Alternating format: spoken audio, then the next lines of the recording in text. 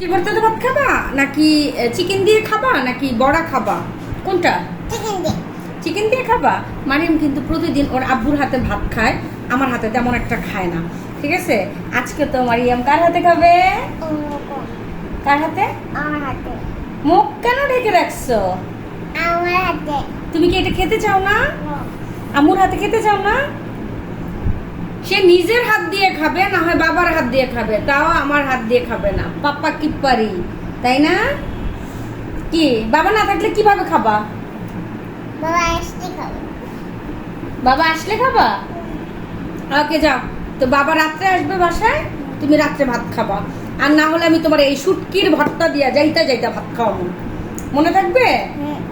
হ্যাঁ, হ্যাঁ। আমি খাবো। এটা আমার হাত ধরবো নাই। চিকেন দিয়ে খাবা? হাত ধরবো না এটা। ওটা ধরবো না। ওকে।